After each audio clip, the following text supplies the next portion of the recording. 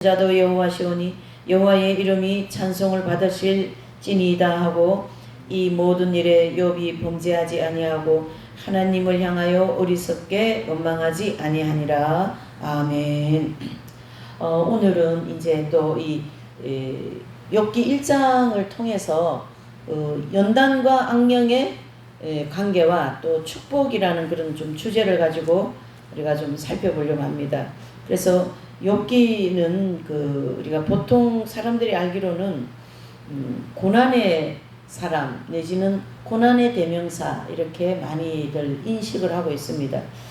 그러나 오늘은 욥의 연단도 연단이지만 이 연단 배후에서 역사하고 있는 악령의 역사를 좀 살펴보면서 이것을 우리가 어떻게 또 이해를 하고 또 받아들일 것인가, 또는 우리가 성경 핵심 진리를 통하여서 이런 부분들을 많이 들었기 때문에 연단의 배후에는 반드시 악령이 있다라는 걸 알고 있습니다.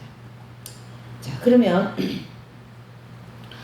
이 이제 욥이라는 사람은 어떤 사람인가 하고 보니까 우스 땅의 1장 1절에 우스 땅에 있는 욥이라는 사람인데, 이분은 굉장히 순전하고 정직하고 하나님을 경외하면서 어디서 떠난 사람이냐면 악에서 떠난 사람이다, 그렇게 얘기하고요.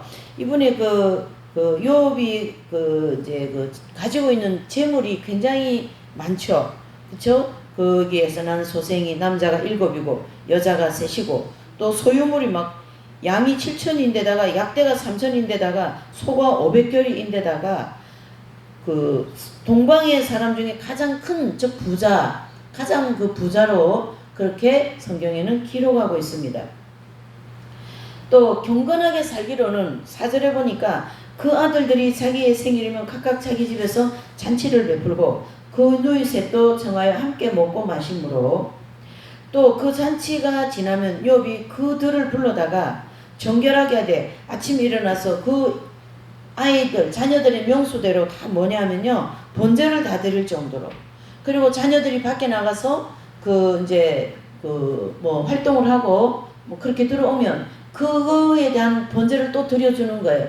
왜? 혹시 나가서 이 아이들이 죄를 짓지 않았나, 또는 지금으로 말하면 어둠에 휘둘려서 아이들이 어둠의 마음을 가지고 집에 들어오지 않았나, 이런 어떤 이 욥은 자녀들이 나가서 어떤 행동을 하고 들어온 것까지 다 번제를 드려준 거예요. 그것은 그 자녀들이 직접 드리지 않는다 할지라도 부모님들이 이 자녀들을 위하여서 그렇게 뭐합니까? 회개하고, 아버지 오늘 우리 아무개가 나가서 죄를 지었으면 용서해 주시고 그 죄의 마음을 품지 않게 해주시고, 세상에 젖어 있는 마음이 있으면 그거를 예수님의 보혈로 정결케 해주시고 이 아이에게 성령이 임재할 수 있도록 은혜를 주시라고 그렇게 기도를 해줘야 되는 거예요. 아이를 위하여서 대신 회개기도 해주고, 회개기도가 번제잖아요, 그렇죠? 번제를 드려주고 그 아이를 위하여서 기도를 해주는 거죠. 또 그 아이를 위하여서 감사의 예물을 드려주는 거죠. 하나님께서는 우리에게 이 자녀들을 맡긴 것은 내 자녀라고 맡겨주신 게 아니라 위탁을 했다, 이래 보셔야 돼요. 나에게 너 이 자녀 좀 키워달라 그러면서 맡겼다, 이런 뜻이죠. 결과적으로 나의 자녀가 아니죠. 하나님의 자녀가 아니겠습니까? 그런 입장에서 우리가 자녀들을 향한 이 하나님과의 관계, 또 자녀들을 향한 하나님 앞에 어떻게 이 아이들을 살아가게 할 것인가, 이것이 부모들에게 가지고 있는 생각이 굉장히 중요하다, 그런 뜻입니다. 제가 예배를 인도하면서, 주일 오전 예배를 인도하면서 이렇게 한 번씩 빠지고 이렇게 하는 분들을 볼 때 안타까운 마음이 많아요. 그날에 선포되는 말이 굉장히 복된 말이 많거든요. 그날에 선포되는 말씀이 우리에게 정말로 축복되는 말씀이 많거든요. 세상에서 많은 돈을 벌어서 아니면 내가 하는 일에 큰 성과를 얻어서 있는 것보다 더 가치 있는 이 주일 오전에는 말씀이 선포된다는 걸 알으셔야 돼요. 그래서 내 생각이 붙잡혀서 내 마음 나는 이렇게 해서 이렇게 그런 생각이 붙잡혀서 그거를 자꾸 놓치는 걸 보면 참 안타까운 걸 제가 많이 느낍니다. 이 말씀은 너무나도 축복의 말씀인데 우리가 이 땅에 살아가면서도 하나님께서 우리에게 주시는 축복이 굉장히 많다라는 거예요.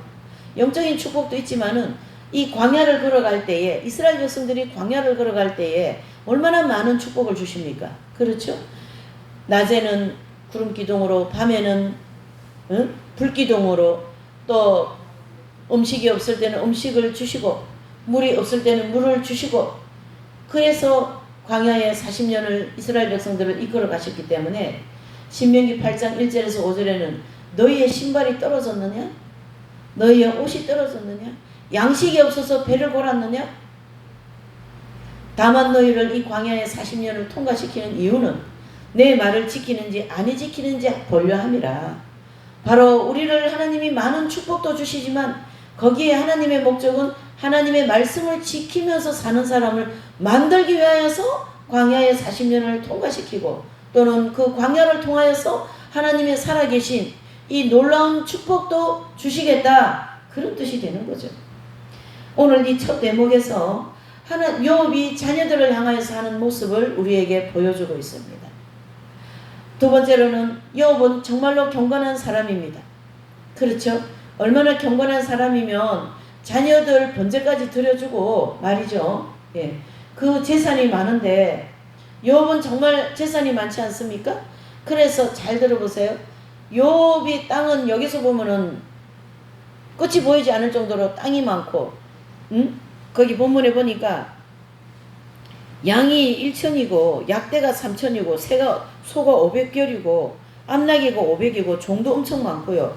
동방에서 가장 부자다 이렇게 얘기하고 있습니다. 여러분 동방에서 가장 부자라는 것은 지금으로 하면요 뭐 우리 어디라 그럴까요? 뭐 지금의 부자로 따지면 뭐 삼성에 있는 부자 내지는 뭐 이런 큰 대한민국 기업체들 있잖아요. 그런 부자들을 버금간다 이렇게 보셔야 된다라는 얘기죠. 그런데 이렇게 부자고 재물도 많은 사람이 어쩌면 이렇게 하나님 앞에 경건하게 살았을까? 그렇게 우리가 한번 이 욥의 경건한 삶을 묵상해 볼 필요가 있습니다. 1절에는 순전하고 정직하고 하나님을 경외하며 악에서 떠난 사람이다. 그렇게까지 말씀해 주고 있습니다. 자, 욥은 그렇게 자신이 그 팩트라고 할 수 있죠. 자신이 그 가지고 있는 뭐라 그래요? 그거 그러한 이력서가 있고 또 그 재물과 또 그 경건한 그런 모습을 우리에게 보여주고 있습니다. 그런데 이제 이 한 단락을 끝나고 나면 6절 이후 보면 이제 욥이 자기의 그 집에 이렇게 있고 자녀들과 함께 이제 포도주를 나누면서 그렇게 있는데 갑자기 막 욥의 집에 환란이 들이닥친 거예요. 그렇죠? 그래서 쭉 이제 욥의 집에 있던 모든 그 환란의 내용들을 이제 11절부터 나옵니다. 이제 주의 손을 펴서 그의 모든 소유물을 치소서 그리하면 정령 대면하여 주를 욕하리다. 그러면서 12절부터는 이제 쭉 그 욥의 집안에 그 많은 가축들, 그 많은 종들, 또 그 많은 자녀들, 또 그 많은 뭐예요? 재산이 다 몰락하고 자녀들이 다 몰락하고 또 욥은 그 몸에 악창이 나서 피부병, 지금으로 하면 그 피부병이 피부암이 아닐까 이래 볼 수도 있어요. 그런 피부병으로 막 이 몸을 긁고 앉아 있는 그러한 그 욥의 형편이 됩니다. 이 욥이 정말로 동방에서 그렇게 의인이 되어진 사람인데 하루는 하나님 앞에 이 사단이 가가지고 그러니까 하나님께서 욥에 대해서 굉장히 칭찬을 하지 않습니까? 그 내 종이다. 굉장히 정직하고 순결한 내 종이다. 그러니까 사단이 뭐라 그래요? 에이구 그 사람 한번 그 재산이니 뭐니 다 한번 쳐보세요. 욥이 어떻게 한다? 하나님 앞에서 원망하고 불평하고 죄를 지을 겁니다. 그러면서 하나님 앞에 사단이 가서 욥을 치기를 그런 말을 하는 거죠. 그럴 때 하나님께서는 그래 그러면 내 종을 목숨만 남겨놓고 한번 쳐봐. 이렇게 하면서 시작되어진 일이 이제 11절 이후부터 된 거죠. 그래서 11절에 주의 손을 펴서 그의 모든 소유를 치소서 그리하면 정령 주님을 대면하여 욕하리다. 그 말이 아닙니까? 그런데 그 많은 종들과 집안의 모든 지금 환란이 와가지고 있지만은 욥이 이제 19절부터 보시면 거친 들에서 태풍이 와서 집 내 모퉁이를 치매 그 소년들 위에 무너짐으로 그들이 죽었나이다. 나만홀로 피하여 주인께 구하러 왔나이다 한지라. 그러니까 20절부터 22절까지는 욥이 어떤 행동을 하느냐 보시면요. 욥이 일어나 겉옷을 찢고 머리를 밀고 땅에 엎드려 경배하여 가로되 내가 모태에서 적신이로 나왔은즉 또한 적신으로 그리로 돌아갈지라. 주신 자도 여호와시요 취하신 자도 여호와시오니 여호와 이름에 찬송을 받으시리이다. 이렇게 아주 이 유명한 말씀을 남기지 않습니까? 그 많은 재물과 자녀와 건강을 다 잃어버리고 부인은 나중에 이래도 하나님 믿을 것이 하고 욥을 욕하고 도망가거든요. 그런데도 그 여인의 어리석은 입에서 하나님을 원망하는 말을 한다고 책망을 하는 그런 거와 함께 이 욥의 위대한 고백 주신 자도 여호와시요 취하신 자도 여호와시니라. 그렇게 하면서 22절 이 모든 일에 욥이 범죄하지 아니하고 하나님을 향하여 어리석게 원망하지 아니하더라. 이런 말씀으로 1장을 끝맺음을 해주고 있어요. 2장부터는 이제 친구들이 와가지고 계속 욥을 이제 이렇게 정죄하는 그런 장면이 나오는데요. 오늘 이 본문의 내용들의 전체적인 내용에 제가 좀 얘기하려고 하고 싶은 것은 이 연단의 배후에는 악령이 있다라는 거예요. 연단의 배후. 자, 우리는 이 공중원세 잡고 있는 이 악한 영들이 언제나 우리 주변에 진을 치고 있다라는 걸 아셔야 돼요. 그렇기 때문에 내가 깨어있지 않으면은 악령의 그 교묘한 술수에 굉장히 많이 속아 넘어가 산다. 그렇게 생각해야 되는 거예요. 나는 올바로 살았지 뭐. 그게 아니라 하나님의 말씀에 비추어서 오늘 나의 모든 삶이 정말 하나님 말씀 앞에서 온전히 사라졌는가 그런 것을 생각할 때에 정말로 내 생각에 내 중심적인 마음에서 또 거기에 악령이 이렇게 생각을 자꾸 이렇게 줘가지고 마음을 자꾸 이렇게 막 뭐라 그래요? 내 중심적으로 가게 이렇게 해서 내 자신이 그 악령이 주는 생각에 굉장히 많이 속아서 산다. 그렇게 보셔야 된다는 얘기예요. 악령을 굉장히 심각하게 생각해야 되는데 사람들은 악령을 전혀 심각하게 생각하지 않아요. 그래서 영적인 좋은 것을 늘 듣고 받아먹고 그 영적으로 살 수 있는 그런 것이 굉장히 많이 펼쳐져 있는데 우리의 의지가 악령이 좋아하고 내가 좋아하고 내 중심적으로 가다 보니까 뭐예요? 하나님이 펼쳐놓은 그 축복을 우리가 다 못 받는다. 그렇게 보셔야 되는 거죠. 결과적으로 여기서 우리가 해야 될 일이 뭐냐면 내 생각에서 내가 벗어나야 되는 거예요. 내 자아중심적인 생각에서 나를 벗어나야 되는 거예요. 그러면 어떻게 해야 벗어나는가?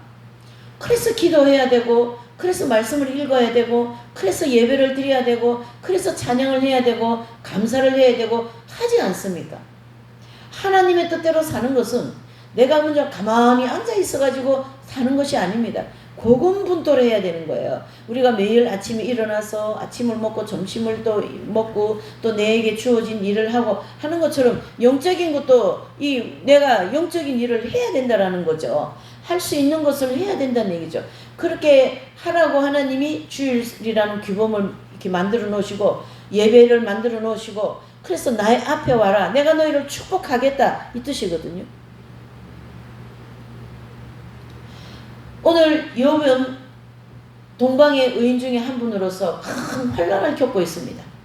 이 욥이 겪는 환난은 어떤 도덕적인 문제가 도덕적으로 문제가 있고 또 이웃의 여인을 너무 훔쳐봐서 문제가 있고 또 남의 물건을 보고 마음에 탐심을 가져서 문제가 있어서 이 환난을 보낸 게 아니라 욥은 동방의 의인으로서 정말로 의롭게 살았는데요. 하나님께서 더 욥을 정결하게 하여서 지금으로 말하면 성인을 만들기 위하여서 마지막 연단을 받기 위하여서 이 연단을 보내주신 거거든요.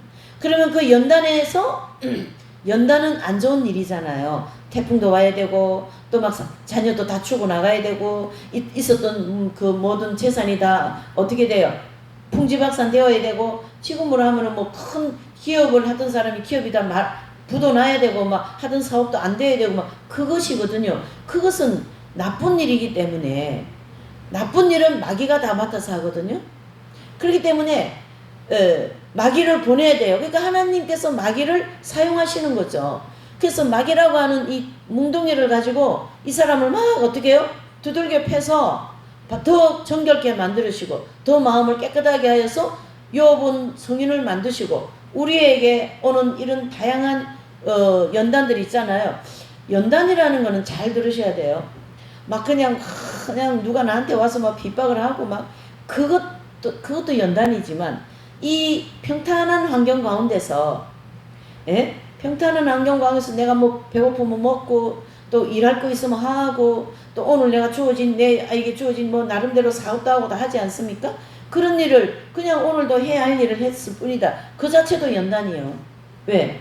그 평탄한 가정에서 내가 얼마나 하나님 중심으로 생각하고 예수님께 나의 문제를 맡기고 나의 문제를 도와달라고 주님께 기도하는 마음으로 이 하루를 살았는가. 그것이 기준이 되는 거죠.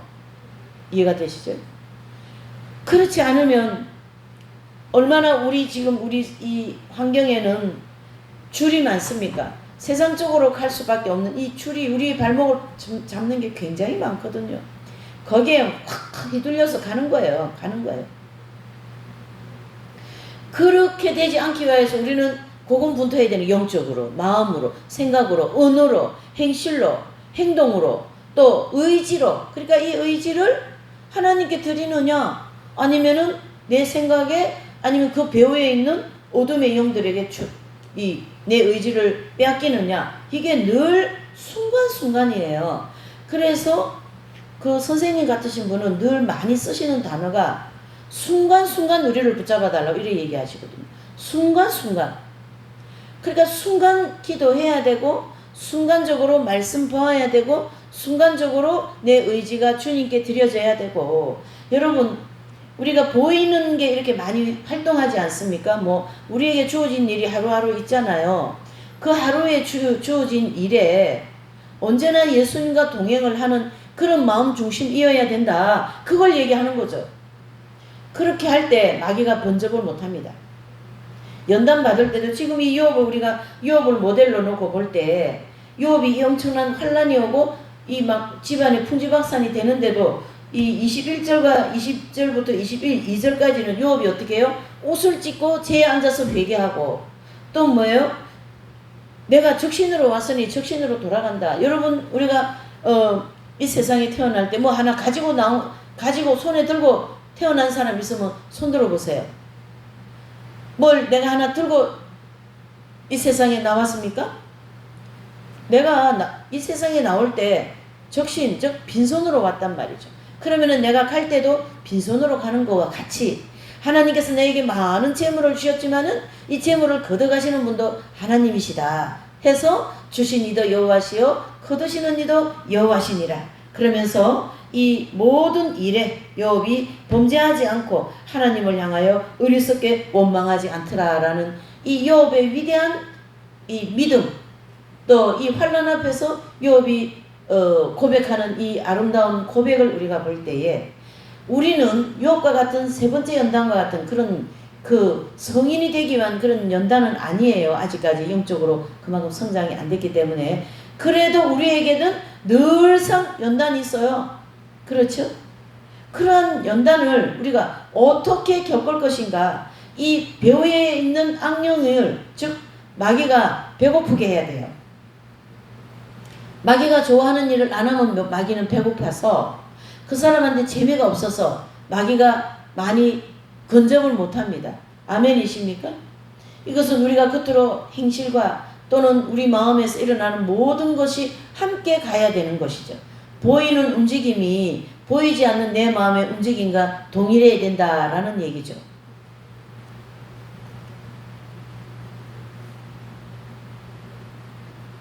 그래서 하나님께서는 이 연단을 통하여서 우리를 정결케 하고 하나님 중심적인 사람을 만들기 위해서 반드시 연단 배후에는 악령이 있다라는 걸 우리에게 가르쳐주고 있습니다. 오늘 이 본문에서 그 마귀가 사단이 하나님 앞에 가서 욥을 한번 쳐보시오. 이렇게 하지 않습니까? 그게 바로 욥의 그 환난 배후에는 악령이 있었다라는 걸 여러분들이 이해를 하셔야 되고, 나의 모든 생활 배후에는 악령이 진을 치고 있고, 그 반대로 성령께서도 우리의 주변에 언제나 진을 치고 있다는 걸 아셔야 돼요. 그러면 악령도 마귀도 이렇게 있으면 잘 들으셔요. 내 의지가 어디로요? 내 중심적으로 가느냐 하나님 중심적으로 가느냐, 이 부분에 따라서 악령들이 일을 합니다. 이 의지가 굉장히 중요해요. 왜 그러냐면 하나님께서 우리에게 모든 것을 일방적으로 주셨는데요. 그 일방적으로 주신 것 중에 가장 또 두드러진 거 하나는 뭐냐면 자유의지를 주셨는데, 이 자유의지는 말 그대로 우리의 자유로 움직이게끔 주셨다라는 거예요. 그러니까 너의 자유의지를 가지고 나를 따라올 것이냐, 어떻게 해요? 사단이 만들어 놓은 환경을 따라갈 것이냐, 그거에 많이 좌우한다라는 거예요. 그 부분에 따라서 일생 동안 하나님이 내 의지를 하나님께 드린 그 사람의 의지는 성인을 만들어 버리는 거예요. 그게 바로 자유의지를 가지고 순종하는 거거든요. 여러분, 우리가 하나님 말씀을 막연하게 들어서는 안 되는 거예요. 하나님의 말씀은 우리의 영혼의 심령의 골수를 쪼갤 정도로 아주 구체적인 거라는 걸 아셔야 돼요.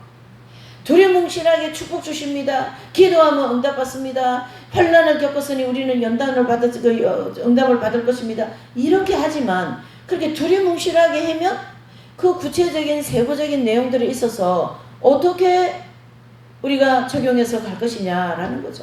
그것을 알 수 있는 눈을 뜨게 한 것이 성경의 핵심진리 아닙니까? 그렇죠? 이 배후에서 어둠의 영들이 역사할 때에 우리는 어둠의 영들을 물리칠 수 있는 그런 마음이 필요하고 믿음이 필요하고 그런 의지가 필요하다. 그리고 주님이 기뻐하시는 곳으로 우리 의지를 드려야 된다. 그런 뜻이 되는 거죠. 이해가 되십니까? 이 의지가 어디에 길이 낳는가에 따라 정욕의 의지를 드릴 것인가, 아니면은 이 하나님의 성령님이 이끌시는데 의지를 드릴 것인가, 이것에 좌우하여서 내 영혼이 더 정화되고 성장하고 믿음이 성장하고 거기에 따라서 하나님은 축복을 하시거든요. 이게 얼마나 하나님은요 1.1획도 우리의 행한 거에 대해서 상과 벌이 주어진다는 걸 아셔야 돼요. 지난주 우리가 연단에 대해서 공부하지 않았습니까? 연단은 절대적으로 필요하다. 그렇게 해서 스가랴서 13장 8절 9절에 말씀했어요. 그거는 바로 뭐냐면 인류의 3분의 1을 구원받게 하시는 하나님의 이 놀라운 백성들을 반드시 불 가운데 던져서 연단을 시켜서 그들을 금같이 은같이 정결하게 해서 내 백성이라 하겠다.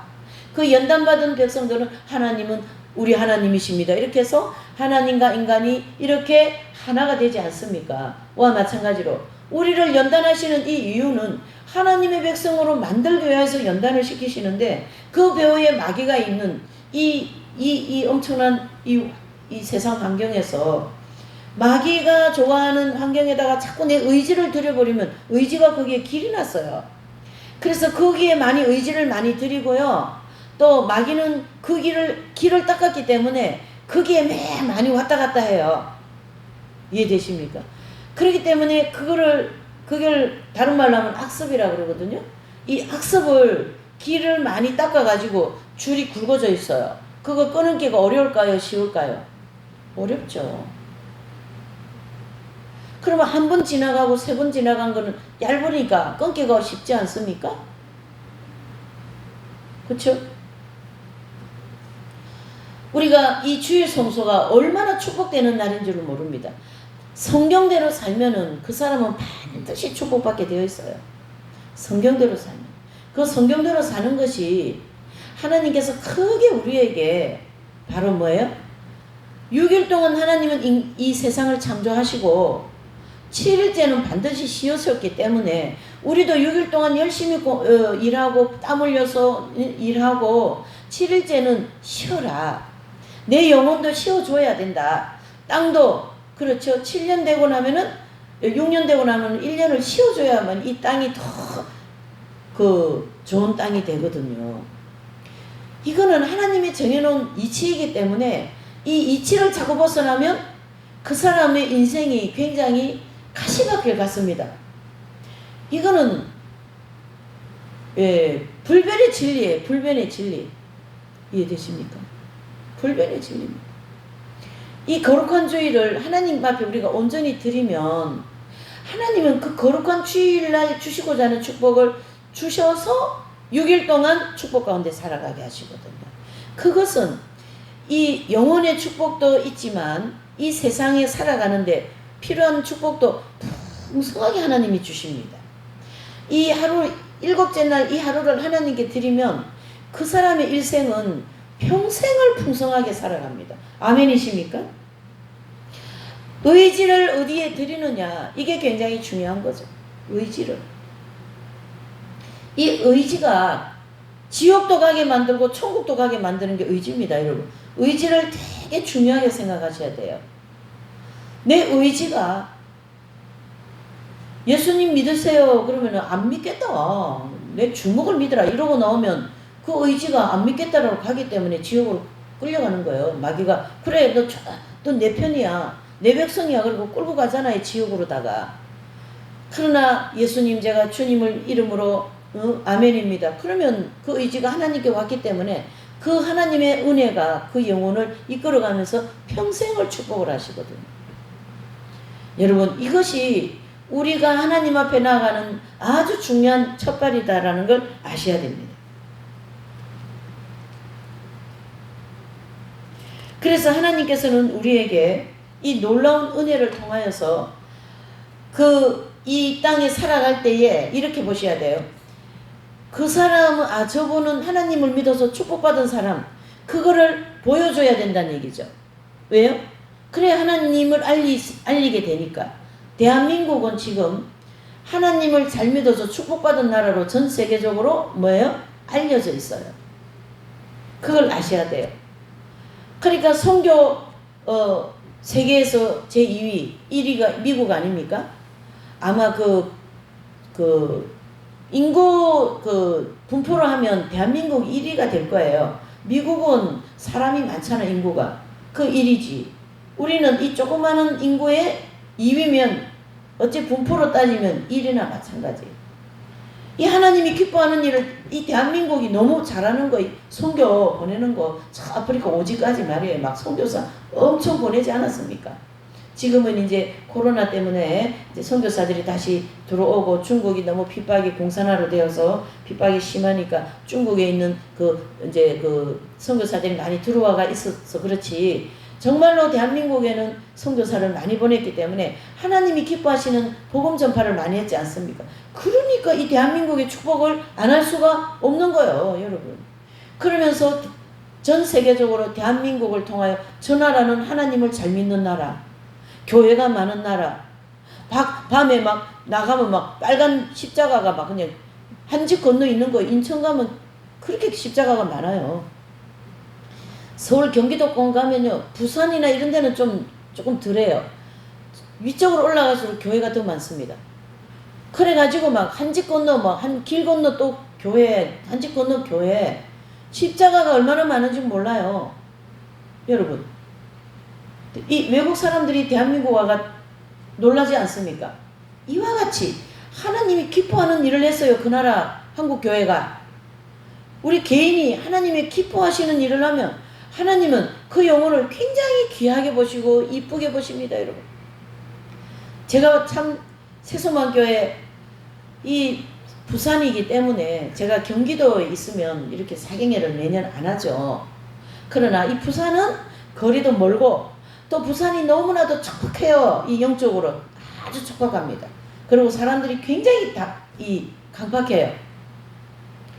그런 걸 제가 많이 느껴요. 그런 어떤 영적인 전체 흐름을 제가 이렇게 있기 때문에 37차가 될 정도로 1년에 2차례 꼭 사경을 해. 이거 안 하면 안 된다. 이거는 해야 된다. 반드시. 그것을 하나님이 굉장히 기뻐하신다는 걸 아셔야 됩니다. 그 일에 동참하는 사람을 굉장히 기뻐하시는 걸 아셔야 됩니다. 하나님은 내가 기뻐하는 일을 하는 사람에게는 1개를 드렸는데 100개를 주시는 분이 하나님이셔요. 이게 맞는 말이에요. 그걸 너무 내세워서 기복주의적으로 막 끌고 가서 그게 문제지. 주시는 분은 하나님이 맞으셔요. 그게 1호가 되어서 문제죠. 2호를 만들고 오히려 하나님의 의를 먼저 나가야 되는 거죠. 여러분, 하나님이 어떤 분인가를 잘 알으셔야 되는 거예요. 내 생각과 다르다. 내 생각은 너의 생각과 다르다. 너의 하는 일과 내 하는 일은 다르다. 그러니 먼저 하나님을 알아야 된다, 이런 뜻이죠. 먼저 하나님을 알 때 그 사람의 인생의 길은 말할 것도 없어요. 연단을 받아도 그 연단은 값진 연단이 되는 거죠. 값진 그 환난이 되는 거죠. 내가 비피해졌습니까? 내가 연단 받느라고 물질도 없고 여러 가지 다 있는 거 없는 거 다 잃어버렸습니까? 그것이 축복인 거죠. 지금 이 욥기 1장 안에는 욥의 그 의로움과 욥의 그 엄청난 많은 재산과 또 욥이 가지고 있는 그 많은 것을 여기다 1장에다가 다 기록을 하면서 욥 전체의 내용을 한 장면에 딱 보여주고 있는 거죠. 그 가지고 있는 모든 걸 걷어가셔도 욥은 입으로 범죄하지 않더라 하는 것과 같이 하루아침에 욥은 이렇게 동방의 의인이 되지 않았습니다. 하나님은 더 온전하게 욥을 만들기 위해 이 엄청난 환난을 보내신 것처럼 저희들을 더 믿음의 사람, 더 많은 사람에게 내가 너를 통하여 내 증인이 되게 만들겠다. 그 뜻이 아니겠습니까? 그런데 우리는 자꾸 이 네 발 가진 짐승이 말이죠. 이 네 발 가진 짐승이 자꾸 주님의 인도하심을 받지 않으려고 하는 이게 아주 심각한 문제입니다. 저도 마찬가지고 누구나가 다 마찬가지예요. 저도요. 이 생활 구석구석에 주님이 기뻐하시는 생활을 하지 않고 태만성 지배받고 말이죠. 예. 육적인 생활에 자꾸 푹푹 빠지고 말이에요. 이런 얘기한다고 제가 성인들처럼 산다고 생각하시면 안 돼요. 부족한 것이 많습니다.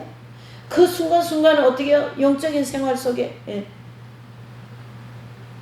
우리 모두의 삶이 오늘 이 욥의 한 장을 통하여 자기 믿음에 자기가 서 있는 선상에서 주시는 교훈이 많습니다. 내 믿음은 어땠을까? 내 마음은 어땠을까? 나의 인생은 왜 이렇게 평생 동안 고통만 있을까? 내 인생에는 왜 이렇게 하는 일마다 안 되는가? 이것을 우리는 깊이 생각하면서 내 평생에 고통이 있었고 내 평생에 하는 일마다 안 된 일만 있었기 때문에 오늘 여기 와 앉아 있는 거예요. 내 일생이 일이라도 좀 잘 되고 사업이라도 좀 잘 되었었고 내 손에 돈이라도 좀 있었고 내가 명예라도 있고 말이죠. 그러면 여기 안 와요. 하나님 앞에 안 온다고. 그거 의지해서 그거 쫓아가니라고 안 옵니다, 여러분. 지금의 내 환경을 주신 하나님께 감사해야 되는 거예요. 무슨 뜻인가 이해가 가십니까? 지금의 내 환경이 아니면 나는요, 교만이 하늘을 찌르고요. 예. 바벨탑을 따로 삽니까? 내 속에서 바벨탑을 얼마나 쌓고 있을 것인데. 이런 전체적인 나의 모든 이끌어 가시는 하나님을 우리가 볼 때에 지금 이 환경을 만들어 놓은 게 너무나도 감사하죠. 그러니 감사해야 되는 거라는 얘기죠. 그나마 그래도 굶어 죽지 않지 않았습니까? 입에 밥이 들어가지 않지 않습니까? 밥이 들어가지 않습니까? 자녀들이 그렇습니까? 하나님이 자녀들을 다 키워주시고 지켜주시고 하시지 않습니까? 그러니 감사 안 하면 어떻게 돼? 감사 안 하면 오히려 죄 짓는 거예요. 감사해야 되겠죠. 주님이 원하시는 삶을 우리가 살아가야 되겠죠. 하나님께서 저와 여러분들에게 이와 같이 세상적으로 빠지지 않도록 나름대로 장치를 다 해놓은 거예요. 세상에 빠지지 않도록. 예. 이런 장치가 아니면 우리가 어떻게 됩니까? 내 마음대로 얼마나 내가 참 잘난 것처럼 얼마나 살겠어요. 그러니 주어진 이 환경에 그냥 감사하고 아버지요, 이제 아버지의 말씀대로 내가 이 욥과 같이 범죄하지 않고 이 의지를 하나님께 온전히 드릴 수 있도록 은혜를 주시라고 그렇게 기도를 해야 될 줄 믿습니다. 그래서 욥은 나의 가는 길을 오직 그가 아시나니 그가 나를 단련한 후에 내가 뭐같이 되겠다요? 정금같이 나오리라. 여기 23장 10절에 이렇게 말하고 있어요. 욥은 이 엄청난 일들을 겪으면서 욥이 그 불같은 연단 속에서 말이죠. 욥의 고백이 얼마나 아름다운지 나의 가는 길을 오직 그가 아시나니 그가 나를 단련하신 후에 뭐 어떻게 하시래요? 정금같이 나오게 하시겠다. 이 정금, 이 금같은 믿음으로 내를 만들어 내시겠다라는 거죠. 거기에 사용되는 게 악령이라는 거예요.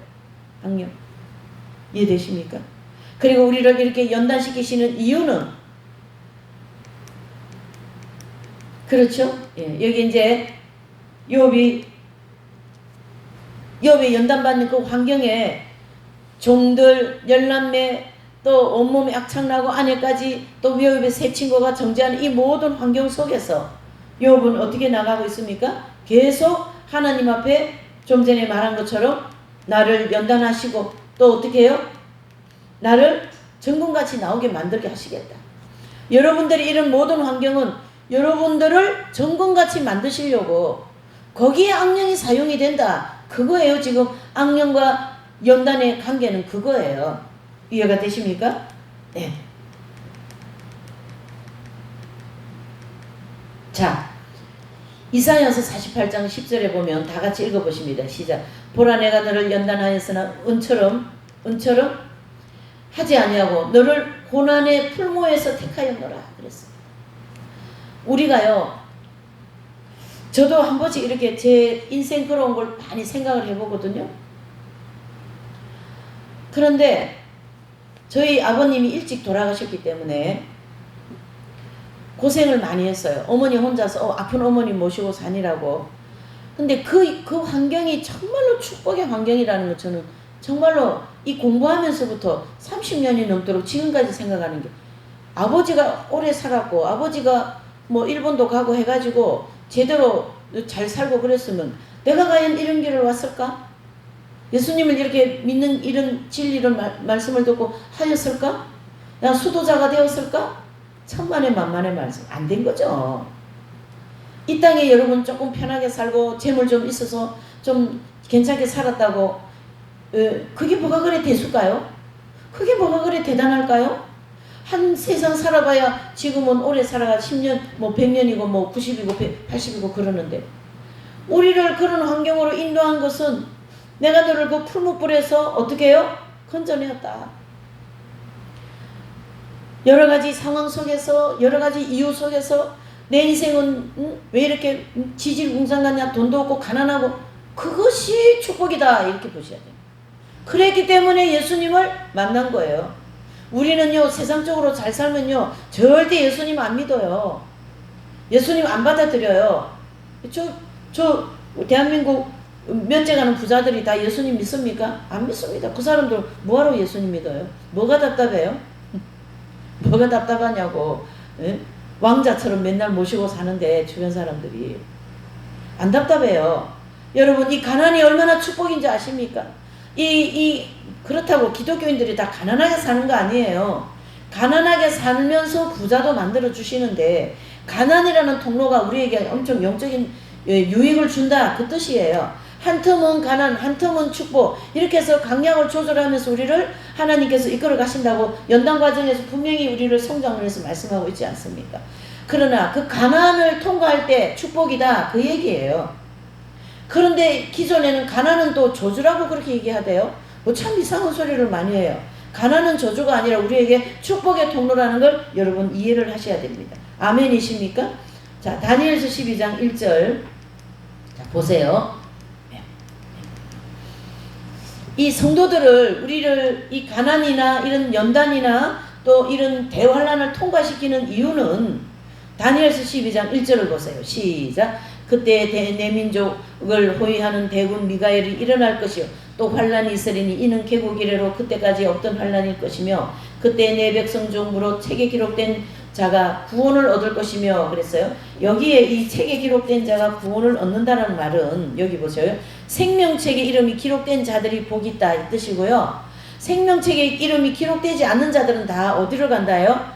지옥을 간다는 얘기예요. 그래서 여러분들의 이름 숫자가 생명책에 기록이 되어 있다는 걸 거기에 감사해야 됩니다. 또 이해되시죠? 또 하나님께서 이 다니엘서 12장은요 대환란장 7년 대환란장이거든요. 그래서 우리를 휴고되지 못할 것까지 열매가 익지 않으면 즉 익은 열매가 되지 않으면 7년 대환란을 준비하셔서 거기서 우리를 연단을 받으면서 익은 열매를 만드시겠다. 하나님 중심적인 사람을 만드시겠다. 그 뜻이거든요. 그걸 지금 12장에서 다니엘서 12장에서 계속 말씀하고 있는 거예요. 시작 읽어보시죠. 내가 들은 적 그 세마포옷을 입고 강물 위에 있는 자가 그 좌우에 손을 들어 하늘을 향하여 용생하시는 자를 가리켜 맹세하여 가로되 반드시 한때 두때 반때를 지나서 성도의 권세가 다 깨어지기까지 그렇게 되면 이 모든 일이 끝나리라 그랬습니다. 요 한때 두때 반때는요 7년 대환란 후 3년 반때를 가르치게 해요. 그때 적그리스도의 의아의 소리가 성도들의 믿음의 권세가 다 깨어진다. 교회도 못 나오죠. 또 예수님 이름으로 기도 못하게 하죠. 자신을 믿으라는 거죠. 적그리스도 자기를 믿으라는 거예요. 그러니까 우리는 그거 믿으면 안 되잖아요. 그거 표받으면 안 되잖아요. 그러니까 어떻게 해요? 우리의 권세가 다 깨어지는 때라는 거예요. 그게 바로 7년 대환란 후 3년 반때를 가르치게 하고요. 또 다니엘서 11장 13절에 보면 시작 복방왕은 돌아가서 다시 대군을 전보다 더 많이 준비하였다가 몇 해 후에 대군과 많은 물건을 거느리고 오리라. 바로 몇 해는 전 3년, 후 3년 반을 가르치게 합니다. 예, 다니엘서 12장 10절에 보면요. 많은 사람이 연단을 받아 정결케 하며 희게 할 것이나 악한 사람은 악을 행하리니 악한 자는 아무도 깨달지 못하되 오직 지혜 있는 자는 깨달으리라 그랬습니다. 자, 인류의 3분의 1은 풀같은 풀무불에 넣어서 연단을 시킨다 한 것처럼 하나님께서 휴고되지 못하는 성도들은 7년 대환란에 들어가게 하여서 우리 스스로 연단을 받아 희게 해야 된다. 예.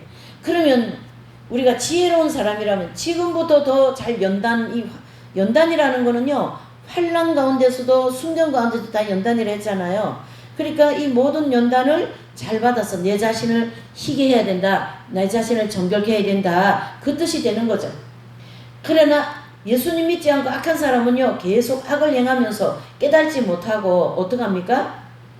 지옥 가는 준비를 하고 우리 하나님의 백성들은 정결케 되어서 천국 가는 준비를 7년 대환란 때 한다 이런 뜻이에요. 제가 어젯밤에도 이것저것 생각하면서 아침까지 그 생각이 들더라고요. 대안이 없다. 대안이 뭘까요? 7년 대환란밖에 없다.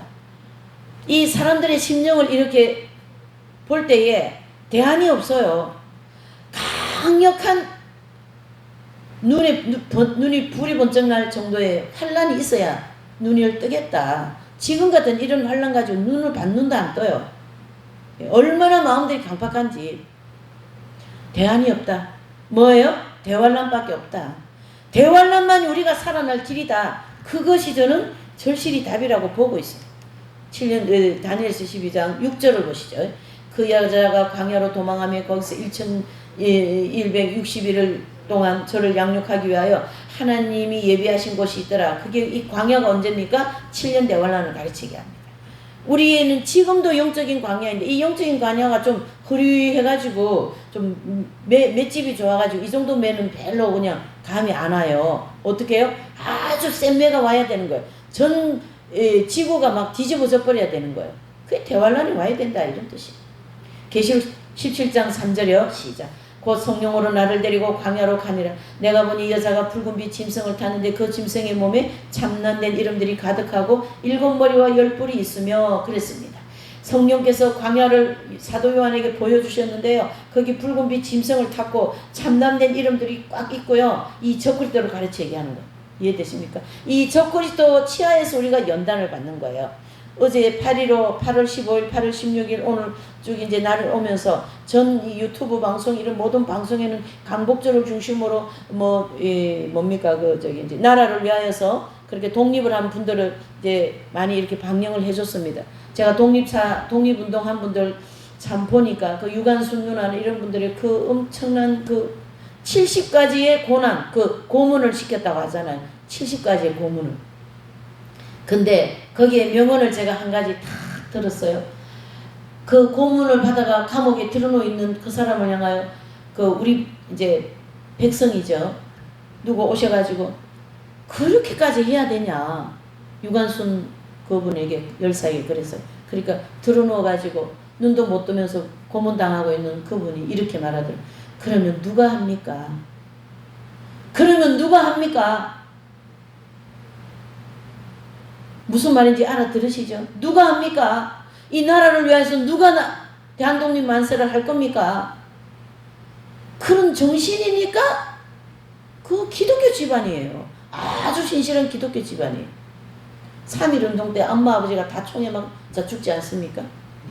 자, 우리가 7년 대환란되면 누가 합니까? 누가 예수님 이름을 지킬 겁니까? 누가 교회를 지킬 겁니까? 그렇죠? 누가 이 진리를 끝까지 사수할 겁니까?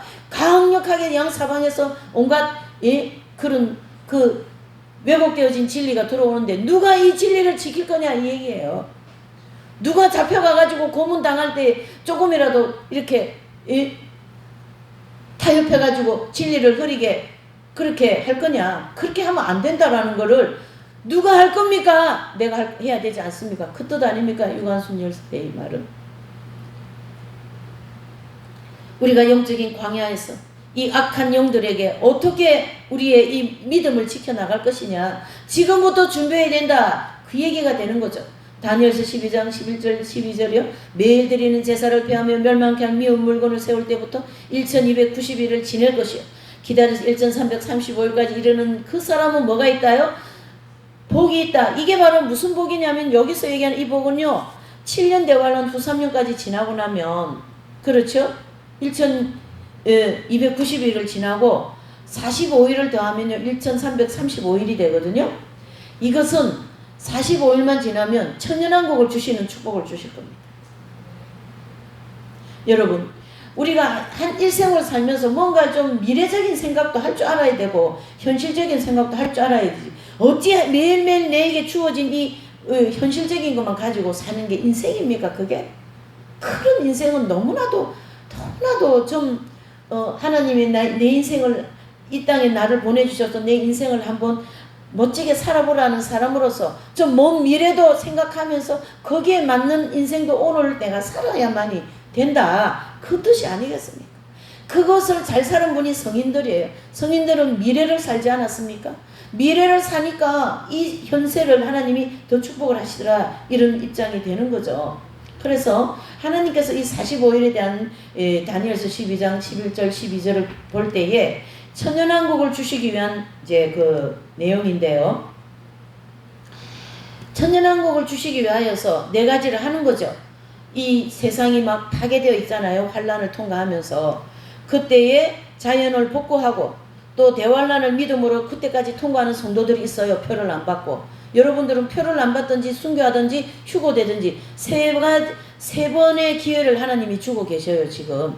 그래서 영혼의 할례를 또 받아야죠. 영적 할례. 그렇죠? 죄성이 제거되는 할례. 그리고 살아남은 불신자들은 심판에서 지옥을 보내야 되고요. 모든 악령들을 그때 하나님이 결박해가지고 무저갱에게 다 집어넣고 문 딱 잠가버립니다. 그리고 천년 동안 어떻게 해요? 왕국, 메시아가 다스리는 왕국이 되지 않습니까? 그런 왕국, 그 천년왕국도 좀 사모하시고 오늘 내가 살아가는 이 하루가 정말 하나님 나라에 가서 상급받는 삶도 살아야 되겠다. 이런 마음도 좀 가지시고 그렇죠? 어찌 오늘 하루만 내 인생만 이 땅에 사는 이것만 가지고 인생을 살아가려고 하냐 말이에요. 이건 너무나도 좀 옹졸하지 않습니까? 하나님이 나한테 인생 한 번 주셨는데 자, 오늘 말씀을 정리합니다. 이렇게 하나님이 우리를 연단을 시키는 이유는 우리를 더 정결케 하기 위함이고 이 연단을 또 7년 대환란을 주시는 이유는 천연왕국을 주신 위함이고 우리를 더 정금같이 풀무불에서 건져내 금같은 믿음으로 거룩하게 하여 천국 보내시기 위한 하나님의 놀라운 이 방대한 계획 속에서 그게 조금이라도 부합되는 나의 삶이 필요하다. 그런 뜻이고 욥의 고백한 것처럼 주신 이도 여호와시요 취하신 이도 여호와시요. 나는 욥이 이 일에 범죄하지 않고 하나님을 향하여 어리석게 원망하지 않은 것처럼 우리를 하나님께서 어떡합니까? 이 풀무불 같은 이 연단 속에서 아니면 지금과 같은 이러한 엄청난 연단 속에서 내가 하는 일마다 안 되는 이러한 답답한 현실 속에서 어떤 마음을 다시금 정리해야 되는가, 그것을 여러분들에게 좀 말씀을 해드리고 싶다라는 거죠. 이 본문들을 통하여서. 이해되시죠? 보라 내가 너를 연단하여 풀무에서 건진 것처럼 여러분 하나님께서 이 땅에서 우리가 잘 먹고 살기를 원치 않으셔요. 그거를 통하여서 결과적으로 우리는 어떻게 해요? 하나님 나라를 향하여 가게 하고자 하는 하나님의 놀라운 뜻이 계십니다. 그러니까 오늘부터라도 결단을 하십시다. 우리 모두가 다. 저는 한 가지 결단을 했어요. 저기다 써붙여놔서 제 책상 앞에. 왜 제가 악습이 있지 않습니까? 저도. 그렇죠? 그거를 결단했다고. 그래서 여러분들과 저가 가는 이 모든 길을 오직 그가 아시나니 나를 단련하신 후에 뭐 한다요? 정금같이 나오게 하실 것이다. 아멘이십니까? 예. 오늘 말씀을 생각하면서 우리가 544장입니다. 찬양하면서 우리 기도 한번 하십시다. 아버지, 저를